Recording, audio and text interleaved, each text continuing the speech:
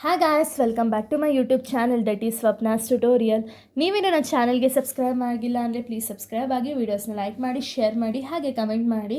So ಇವತ್ತು ನಾನು ಮಾಡ್ತಿರೋ ಸಬ್ಜೆಕ್ಟ್ ಯಾವುದು ಅಂದರೆ ಫಿಫ್ತ್ ಸೆಮ್ BComನ PPA ಸಬ್ಜೆಕ್ಟ್ನ ಎಕ್ಸ್ಪ್ಲೈನ್ ಮಾಡ್ತಿದ್ದೀನಿ.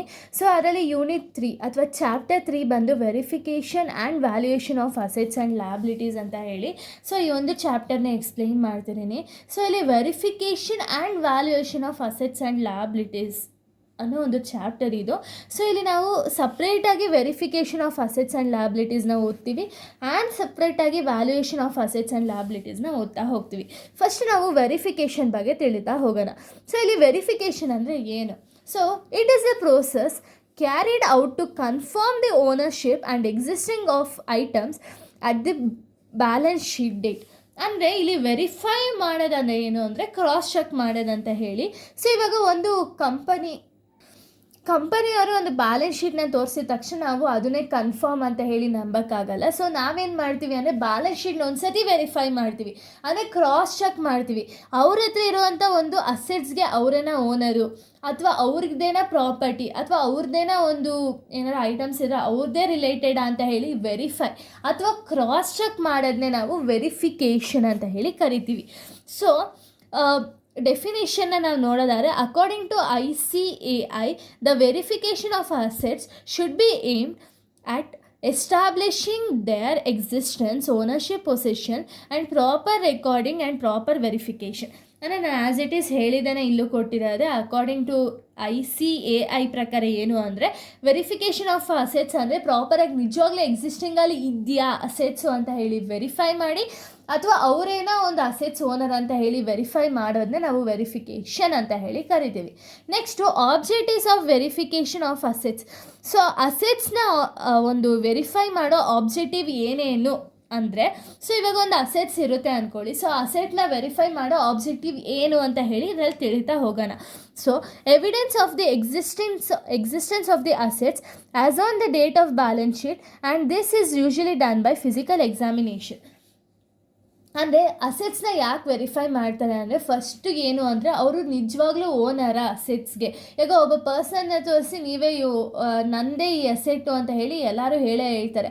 ಸೊ ಅದಕ್ಕೆ ಅದು ನಿಜವಾಗ್ಲೂ ಅದೇ ವ್ಯಕ್ತಿದ ಅಸೆಟ್ಸು ಅಥವಾ ಅದೇ ವ್ಯಕ್ತಿದ ಲ್ಯಾಂಡು ಅಂತ ಹೇಳಿ ನಾವು ತಿಳ್ಕೋಬೇಕು ಅಂದರೆ ಒಂದು ವೆರಿಫಿಕೇಷನನ್ನು ಮಾಡಬೇಕಾಗುತ್ತೆ. ಸೊ ನೆಕ್ಸ್ಟ್ ನೋಡೋದಾದರೆ to verify the evidence of proper accounting of the assets. ಅಂದರೆ ಪ್ರಾಪರಾಗಿ ಅಸೆಟ್ ಇದೆಯಾ ಅಂತ ಹೇಳಿ ವೆರಿಫೈ ಮಾಡೋದು. ಇವಾಗ ತುಂಬ ಜನ ಏನು ಮಾಡ್ತಾರೆ ಅಂದರೆ ಸಾಲನ ತೊಗೊಳ್ತಾರೆ ಒಂದು ಅಸೆಟ್ ಮೇಲೆ. ಸೊ ಅದಕ್ಕೆ ಆ ಥರ ಸಾಲ ತೊಗೊಂಡಿದ್ದಾರಾ ಏನು ಅಂತ ಹೇಳಿ ವೆರಿಫೈ ಮಾಡೋದಕ್ಕೆ ಈ ಒಂದು ವೆರಿಫಿಕೇಷನ್ ಆಫ್ ಅಸೆಟ್ಸ್ ಅಂತೀವಿ. Next to verify the ownership of the assets and this is done by examine legal and official documents. ಅಂದರೆ ಹಾಗೆ ಹೇಳಿದಂಗೆ ಓನರ್ಶಿಪ್ನ ವೆರಿಫೈ ಮಾಡ್ತಾರೆ. ಸೊ ಓನರ್ಶಿಪ್ನ ಯಾವ ಥರ ವೆರಿಫೈ ಮಾಡ್ತಾರೆ ಒಂದು ಅಸೆಟ್ಸ್ದು ಅಂದರೆ ಅಲ್ಲಿರುವಂಥ ಒಂದು ಡಾಕ್ಯುಮೆಂಟ್ಸ್ ಮೂಲಕ ಅಸೆಟ್ಸ್ ಓನರ್ಶಿಪ್ಪನ್ನು ವೆರಿಫೈ ಮಾಡ್ತಾರೆ. ಈಗ ಆ ಅಸೆಟ್ ಓನರ್ ನಾವೇ ಆಗಿದ್ದರೆ ನಮ್ಮ ಹತ್ರ ಒಂದು ಲೀಗಲಿ ಡಾಕ್ಯುಮೆಂಟ್ಸ್ ಇರುತ್ತಲ್ಲ, ಆ ಡಾಕ್ಯುಮೆಂಟ್ಸ್ ಎಲ್ಲ ನೋಡಿದಾಗ ಓಕೆ ಇದು ನಿಮ್ಮದೇ ಅಸೆಟ್ಟು ಅಂತ ಹೇಳಿ ಗೊತ್ತಾಗುತ್ತಲ್ವ. ಸೊ ಅದನ್ನು ನೋಡಿಕೊಂಡು ವೆರಿಫಿಕೇಷನನ್ನು ಮಾಡ್ತಾರೆ. Next to verify the existence of the asset shown in the balance sheet valid as per the GAAP. ಅಂದರೆ ಇವಾಗ ಒಂದು ಬ್ಯಾಲೆನ್ಸ್ ಶೀಟಲ್ಲಿ ಒಂದು ಅಸೆಟ್ ಐತೆ ಅಂತ ಹೇಳಿ ತೋರಿಸಿದ್ರೆ ಅದು ನಿಜವಾಗ್ಲೂ ಎಕ್ಸಿಸ್ಟಿಂಗಲ್ಲಿ ಇದೆಯಾ as per the generally accepted accounting principle basis ಮೇಲೆ ಆ ಒಂದು ಅಸೆಟ್ ಎಕ್ಸಿಸ್ಟಿಂಗಲ್ಲಿ ಇದೆಯಾ ಅಂತ ಹೇಳಿ ನೋಡೋಕ್ಕೆ ವೆರಿಫೈ ಮಾಡ್ತಾರೆ. Next to verify the possession of the assets to see whether any charge or lien of the assets. ಅಂದರೆ ಮಾರ್ಟ್ಗೇಜ್ ಮಾಡಿ ಏನಾದ್ರು ಸಾಲ ತೊಗೊಂಡಿದ್ದಾರಾ ಅಂತ ಹೇಳಿ ನೋಡೋಕ್ಕೆ ವೆರಿಫೈ ಮಾಡ್ತಾರೆ. Next evidence with regard to proper valuation of assets. ಪ್ರಾಪರಾಗಿ ವ್ಯಾಲ್ಯೂಯೇಷನ್ ಮಾಡೋದಕ್ಕೂ ಅಸೆಟ್ಸ್ನ ವೆರಿಫೈ ಮಾಡ್ತಾರೆ.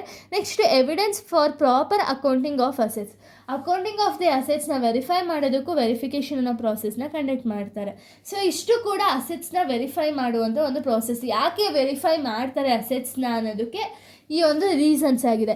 ನೆಕ್ಸ್ಟ್ ನಾವು ನೋಡೋದಾದರೆ objectives of verification of liabilities.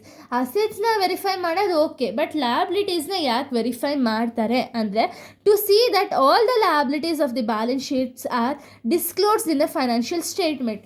ಅಂದರೆ ಎಲ್ಲ ಪ್ರಾಪರಾಗಿ ಲಯಬಿಲಿಟೀಸ್ನ ಬ್ಯಾಲೆನ್ಸ್ ಶೀಟಲ್ಲಿ ರೆಕಾರ್ಡ್ ಮಾಡಿದಾರಾ? ಸೊ ಆ ಒಂದು ಬ್ಯಾಲೆನ್ಸ್ ಶೀಟಲ್ಲಿ ರೆಕಾರ್ಡ್ ಮಾಡಿದಾಗ ಮಾತ್ರ ಫಿನಾನ್ಷಿಯಲ್ ಸ್ಟೇಟ್ಮೆಂಟಲ್ಲಿ ರೆಪ್ರೆಸೆಂಟ್ ಆಗುತ್ತಲ್ವಾ. ಸೊ ಅದಕ್ಕೆ ಕ್ರಾಸ್ ಚೆಕ್ ಅಥವಾ ವೆರಿಫೈ ಮಾಡಬೇಕು ಅನ್ನೋ ರೀಸನ್ಗೆ ವೆರಿಫೈ ಮಾಡ್ತಾರೆ ಲಯಬಿಲಿಟೀಸ್ನ. Next to see that all the liabilities of the balance sheet are properly valued as per the GAAP. ಅಂದರೆ ಬ್ಯಾಲೆನ್ಸ್ ಶೀಟಲ್ಲಿ ರೆಕಾರ್ಡ್ ಆಗಿರುವಂಥ ಎಲ್ಲ ಲಯಬಿಲಿಟೀಸು ನಿಜವಾಗ್ಲೂ ಎಕ್ಸಿಸ್ಟಿಂಗಲ್ಲಿ ಇದೆಯಾ ಅಂತ ಹೇಳಿ ಚೆಕ್ ಮಾಡಿ, ಹಾಗೆ ಒಂದು ಗ್ಯಾಪ್ ಮೂಲಕ ಅಂದರೆ generally accepted accounting principle basis ಮೇಲೆ ರೆಕಾರ್ಡ್ ಆಗಿದೆಯಾ ಅಂತ ಹೇಳಿ ನೋಡ್ತಾರೆ. Next to see that all the liabilities are properly classify and disclosure. ಅಂದರೆ ಎಲ್ಲ ಲಯಬಿಲಿಟೀಸ್ನು ಪ್ರಾಪರಾಗಿ ಕ್ಲಾಸಿಫೈ ಮಾಡಿದಾರ ಅಂತ ಹೇಳಿ ನೋಡೋಕ್ಕೆ ವೆರಿಫೈ ಮಾಡ್ತಾರೆ. And to see that all the fictitious liabilities, ಅಂದರೆ ಫಿಕ್ಟಿಷಿಯಸ್ ಲಯಬಿಲಿಟೀಸ್ ಅಂದರೆ ಇದೆಯಾ ಅಂತ ಹೇಳಿ ಚೆಕ್ ಮಾಡೋದಕ್ಕೆ, ಅಂದರೆ ಲಯಬಿಲಿಟೀಸ್ ನಿಜವಾಗ್ಲೂ ಆಗಿದೆಯಾ ಅಂತ ಹೇಳಿ ಚೆಕ್ ಮಾಡೋದಕ್ಕೆ ಪ್ರಾಪರಾಗಿ ಎಲ್ಲ ಲಯಬಿಲಿಟೀಸ್ ಒಂದು ಲಯಬಿಲಿಟೀಸ್ ಬಿಡ್ದಂಗೆ ಹಾಕಿದ್ದಾರೆ ಬ್ಯಾಲೆನ್ಸ್ ಶೀಟಲ್ಲಿ ಅಂತ ನೋಡೋದಕ್ಕೆ ವೆರಿಫಿಕೇಷನ್ ಆಫ್ ಲಯಬಿಲಿಟೀಸ್ನ ಮಾಡ್ತಾ ಹೋಗ್ತಾರೆ. ಸೊ ಇದಿಷ್ಟು ಕೂಡ objectives of verification of liabilities ಆಗಿದೆ. ನೆಕ್ಸ್ಟ್ ಕಾನ್ಸೆಪ್ಟನ್ನ ನಾವು ನೋಡೋದಾದರೆ, ಸೊ ಇಲ್ಲಿ ಅಡ್ವಾಂಟೇಜಸ್ ಆಫ್ ವೆರಿಫಿಕೇಷನ್ನ ನಾವು ನೋಡೋದಾದರೆ, ಫಸ್ಟ್ ಪಾಯಿಂಟ್ ಬಂದು ಟ್ರೂ ಆ್ಯಂಡ್ ಫೇರ್ ವ್ಯಾಲ್ಯೂ. ಅಂದರೆ ಇವಾಗ ವೆರಿಫೈ ಮಾಡೋದ್ರಿಂದ ಅಥವಾ ಒಂದು ಅಸೆಟ್ಸ್ನ ವೆರಿಫೈ ಮಾಡೋದ್ರಿಂದ ಏನೇನೆಲ್ಲ ಅಡ್ವಾಂಟೇಜಸ್ಸು ಅಂದರೆ, ಫಸ್ಟ್ ಒಂದು ಬಂದು ಟ್ರೂ ಆ್ಯಂಡ್ ಫೇರ್ ವ್ಯೂ ಅಲ್ವಾ. ಅಂದರೆ ಒಂದು ವೆರಿಫೈ ಮಾಡೋದ್ರಿಂದ ಏನಾಗುತ್ತೆ ಅಂದರೆ ನಮಗೆ ಕರೆಕ್ಟ್ ಪಿಕ್ಚರ್ ಅನ್ನೋದು ಸಿಗುತ್ತೆ. ಸೊ ಇದು ನಿಜವಾಗ್ಲೂ ಎಕ್ಸಿಸ್ಟಿಂಗಲ್ಲಿ ಇದೆಯಾ, ಇದು ಪ್ರಾಪರಾಗಿ ನಾವು ವ್ಯಾಲ್ಯೂ ಮಾಡಿದ್ದೀವ ಅಂತ ಹೇಳಿ ನಮಗೆ ಗೊತ್ತಾಗುತ್ತೆ ಪ್ರಾಪರಾಗಿ. ಸೊ ಸೆಕೆಂಡ್ ಪಾಯಿಂಟ್ ನಾವು ನೋಡೋದಾದರೆ protection of lenders. So verify ಮಾಡೋದ್ರಿಂದ ಅಥವಾ ವೆರಿಫಿಕೇಷನ್ ಮಾಡೋದ್ರಿಂದ ಲೆಂಡರ್ಸ್ ಅಥವಾ ಯಾರು ಒಂದು ಕಂಪ್ನಿಗೆ ಅಸೆಟ್ಸ್ ಅಂದರೆ ದುಡ್ಡನ್ನ ಕೊಡ್ತಾ ಇದ್ದಾರೋ ಸೊ ಅವ್ರಿಗೂ ಸಹ ಹೆಲ್ಪ್ ಆಗುತ್ತೆ. ಅಂದರೆ ಇವರು ನಿಜವಾಗ್ಲೂ ಇವ್ರಿಗೆ ನಾವು ಅಮೌಂಟ್ ಕೊಟ್ಟರೆ ಅವ್ರು ಸಾಲ ತೀರಿಸ್ತಾರಾ ಅಂತ ಹೇಳಿ ಗೊತ್ತಾಗುತ್ತೆ, ಅಥವಾ ಅವರಿಗೆ ಪ್ರಾಪರಾಗಿ ರಿಟರ್ನ್ಸ್ ಅನ್ನೋದು ಸಿಗುತ್ತಾ ಅಂತ ಹೇಳಿ ಗೊತ್ತಾಗುತ್ತೆ. ಇವಾಗ ಇನ್ವೆಸ್ಟರ್ಸ್ಗಾದರೆ ಅವ್ರಿಗೆ ರಿಟರ್ನ್ ಅನ್ನೋದು ಸಿಗಲೇಬೇಕು, ಅಂದರೆ ಪ್ರಾಫಿಟ್ ಅನ್ನೋದು ಸಿಗಲೇಬೇಕಲ್ವ. ಸೊ ಈ ಒಂದು ಕಂಪ್ನಿಗೆ ನಾವು ಇನ್ವೆಸ್ಟ್ ಮಾಡೋದ್ರಿಂದ ನಮಗೆ ಪ್ರಾಫಿಟ್ ಸಿಗುತ್ತಾ ಅಂತ ಹೇಳಿ ಗೊತ್ತಾಗಬೇಕು ಅಂದರೆ ನಾವು ವೆರಿಫೈಯನ್ನು ಮಾಡಬೇಕು. ನೆಕ್ಸ್ಟು ವೆರಿಫೈ ಮಾಡೋದ್ರಿಂದ ಪ್ರಾಪರಾಗಿ ಲೊಕೇಶನ್ ಆಫ್ ದಿ ಅಸೆಟ್ಸ್ ಏನು ಅಂತ ಹೇಳಿ ಗೊತ್ತಾಗುತ್ತೆ. ಯಾವ ಲೊಕೇಶನಲ್ಲಿ ಅಸೆಟ್ಸ್ ಅನ್ನೋದು ಲೊಕೇಟ್ ಆಗಿದೆ ಅಂತ ಹೇಳಿ ತಿಳ್ಕೊಬೇಕು ಅಂದರೆ ವೆರಿಫೈ ಮಾಡಬೇಕು. ನೆಕ್ಸ್ಟ್ ಲೋನ್ ಅರೇಂಜ್ಡು, ಅಂದರೆ ಆ ಒಂದು ವೆರಿಫೈ ಮಾಡೋದ್ರಿಂದ ಆ ಒಂದು ಅಸೆಟ್ಸ್ ಮೇಲೆ ಏನಾದ್ರು ಲೋನ್ ತೊಗೊಂಡಿದ್ದಾರಾ, ಅಥವಾ ಲೋನ್ ತೊಗೊಂಡಿದ್ರು ಯಾವ ಬೇಸಿಸ್ ಮೇಲೆ ತೊಗೊಂಡಿದ್ದಾರೆ ಅಥವಾ ಯಾವ ಥರ ತೊಗೊಂಡಿದ್ದಾರೆ ಅಂತ ಹೇಳಿ ನಮಗೆ ಗೊತ್ತಾಗುತ್ತೆ. Next no manipulation of accounts, ಅಂದರೆ ವೆರಿಫೈ ಮಾಡೋದ್ರಿಂದ ಎಲ್ಲ ಡೀಟೇಲ್ಸು ಪ್ರಾಪರಾಗೇ ಕೊಡಬೇಕು. ಸೊ ಅದಕ್ಕೆ ಅಲ್ಲಿ ಏನು ಮ್ಯಾನಿಪುಲೇಷನ್ ಅನ್ನನ್ನು ಮಾಡೋಕ್ಕೆ ಆಗಲ್ಲ. ನೆಕ್ಸ್ಟ್ ರೆಕಾರ್ಡಿಂಗ್ ಆಫ್ ಅಸೆಟ್ಸ್, ಅಂದರೆ ವೆರಿಫೈ ಮಾಡೋದ್ರಿಂದ ಎಲ್ಲ ಅಸೆಟ್ಸ್ನ ಪ್ರಾಪರಾಗಿ ರೆಕಾರ್ಡ್ ಮಾಡ್ತಾ ಹೋಗ್ಬೋದು.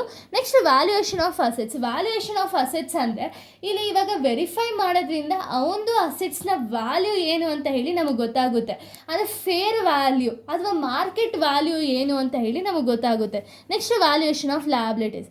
ಲಯಬಿಲಿಟೀಸ್ನೂ ಕೂಡ ನಾವು ವೆರಿಫೈ ಮಾಡೋ ರೀಸನಿಂದ ಏನಾಗುತ್ತೆ ಅಂದರೆ ಲಯಬಿಲಿಟೀಸ್ನ ಒಂದು ವ್ಯಾಲ್ಯೂ ಏನು ಅಂತ ಹೇಳಿ ಗೊತ್ತಾಗುತ್ತೆ.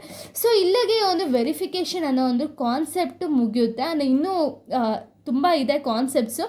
ಇದಾಗಿದ ತಕ್ಷಣ ನಾನು ನೆಕ್ಸ್ಟು ವ್ಯಾಲ್ಯೂಯೇಷನ್ ಅನ್ನೋ ಒಂದು ಕಾನ್ಸೆಪ್ಟನ್ನ ಎಕ್ಸ್ಪ್ಲೈನ್ ಮಾಡ್ತೀನಿ.